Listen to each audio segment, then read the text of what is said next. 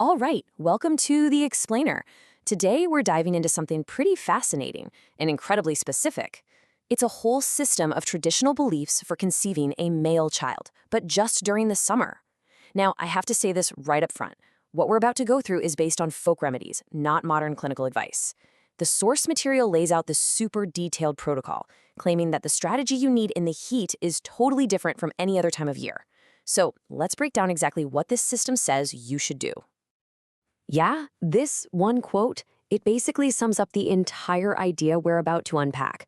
The core belief here is that summer brings its own unique set of challenges, and because of that, you can't just do what you might do in the winter. According to this system, you have to flip the script completely, a full 180-degree turn. So what are these challenges exactly? Why the totally different strategy? Well, according to the source, this whole system is built to fight two main problems that are believed to pop up specifically during those hot summer months, and they're thought to really affect the body's readiness for conception. And here they are, the two big hurdles this whole system is designed to overcome. First, there's this idea that a woman's ovaries get sluggish, or as the source calls them, lazy, because of the heat. And second, it claims that the warm, humid weather just ups the risk of certain infections, which can create, a less than ideal environment for conception. Everything it follows is about tackling these two specific issues head on. Okay, so how do you tackle all that?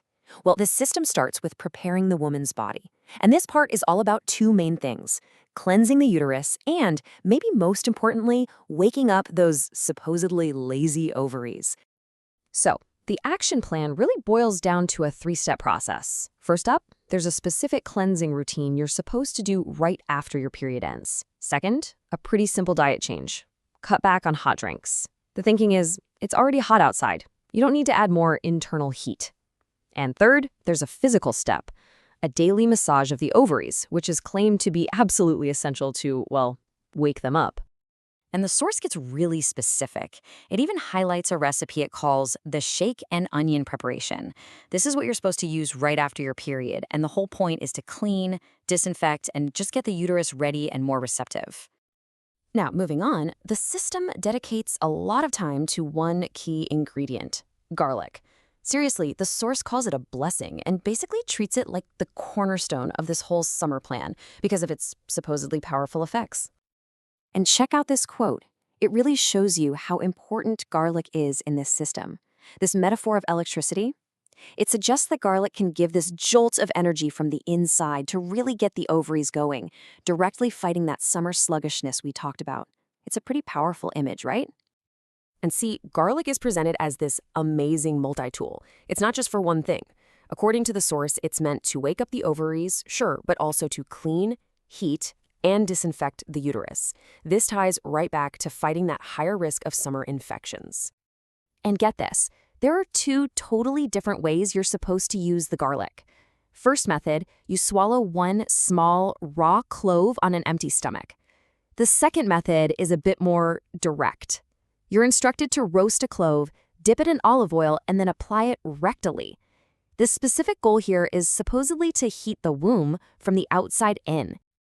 But this system isn't just about the woman's prep. Not at all. It puts a huge amount of emphasis on the male partner's role, arguing that in the summer, what he does becomes absolutely critical. It's very much framed as a team effort. So why is his role so important in the summer? Well, here's the core logic behind it. The source claims that the sperm that produce male offspring are just naturally weaker and way more vulnerable to being damaged by heat. So the high temperatures of summer are seen as a direct threat, which makes the man's lifestyle and habits a huge factor in the outcome. So to protect that sperm quality, the source has this list of don'ts for men. Things like avoiding tight clothing, especially jeans that can trap heat, trying to stay out of super hot environments, and not having a sedentary lifestyle, particularly during the fertile window. And on the flip side, here's what they're told to do to actively fight the heat. Things like wearing loose, cotton clothes, taking a cold shower every day, drinking fresh ginger, keeping up with regular exercise, and even applying fenugreek oil topically to the pelvic area. Okay, so we've covered personal habits, but it actually goes even deeper than that. The system extends to controlling your immediate environment, with the idea that your surroundings can either help you or seriously hinder you. And the level of detail here is just wow. For instance, the air conditioner. The source warns you not to set it any lower than 26 degrees Celsius, which is about 79 Fahrenheit. And the reason given is to avoid making the uterus too cold, which this system sees as totally counterproductive. And this one is a big one. A really strict rule is mentioned: absolutely no swimming in the ocean after day 15 of the cycle, which is usually after ovulation. The claim is that the salt water can actually be harmful to the ovaries during this really sensitive time, so it's a big no-no. So this is where it all comes together. All that personal prep, the partner's habits, the environmental controls, it's all leading up to this one critical window right around ovulation. In this system, timing is absolutely everything. The moment those signs of ovulation appear, things kick into high gear. The instructions are to keep up with the daily ovary massage, start drinking cinnamon with ginger, and use specific herbal washes like chamomile and lavender. It's all designed to make sure the womb is as active and receptive as possible at that exact moment. And finally, there's one last piece of advice from the system. If a woman starts to feel what she thinks might be early pregnancy symptoms, the instruction is to stop all marital relations 4 days before her next period is due, supposedly to protect that potential early pregnancy. And that brings us to the end of this breakdown.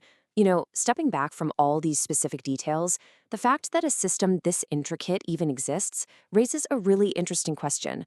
What does our search for these kinds of highly detailed, step-by-step protocols tell us about that deep human desire to find some order, to have some control over life's biggest and most uncertain moments? It's definitely something to think about. Thanks for joining us.